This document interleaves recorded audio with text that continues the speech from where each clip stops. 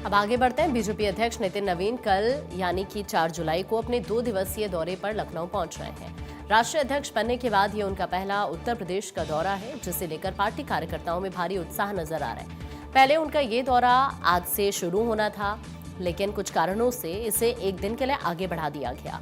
अब कल लखनऊ एयरपोर्ट पहुंचने पर यूपी बीजेपी के नए प्रदेश अध्यक्ष पंकज चौधरी और उनकी नई टीम के पदाधिकारी राष्ट्रीय अध्यक्ष का जोरदार स्वागत यहां पर करेंगे। एयरपोर्ट से लेकर बीजेपी प्रदेश मुख्यालय तक के रास्ते में करीब 42 जगहों पर स्वागत मंच बनाए गए हैं, जहां ढोल नगाड़ों और फूलों के साथ नितिन नवीन का यहां अभिनंदन किया जाएगा।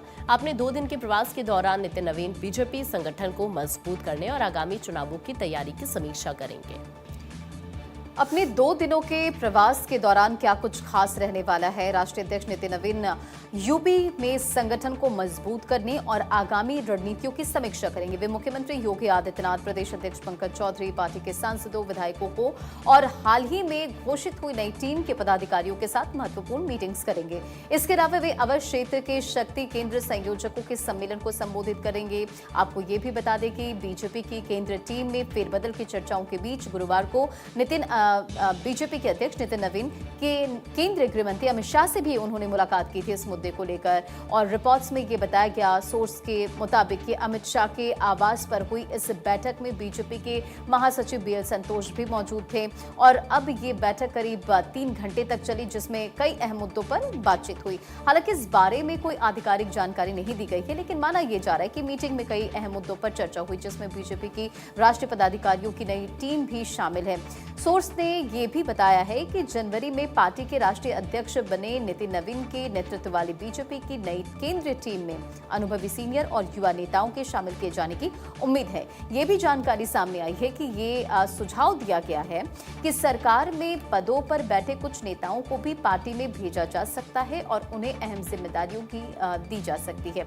सूत्रों ने यह बताया कि बीजेपी की नई सेंट्रल टीम में शामिल होने वालों के नाम जल्द ही अनाउंस किए जाएंगे और बीजेपी यूपी समेत कई राज्यों के विधानसभा चुनाव से पहले पूरी तरह से तैयारियों में जुट गई है।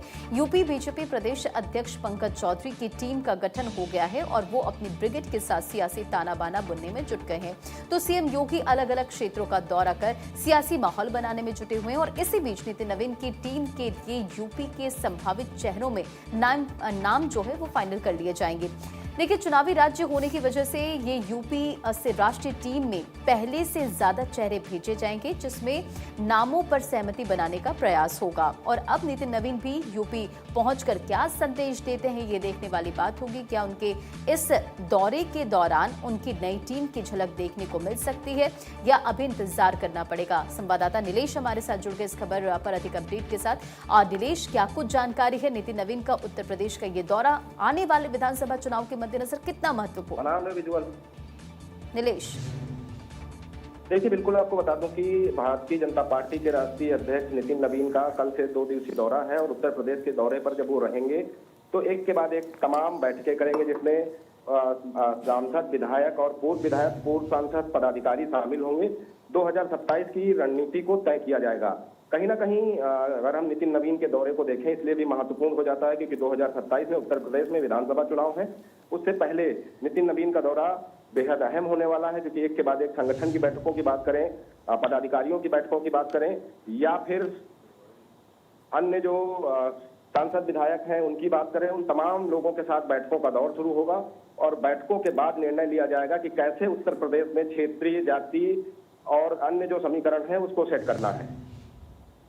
जाहिर तौर पर बहुत ज्यादा ये महत्वपूर्ण है। बहुत बहुत शुक्रिया नीलेश।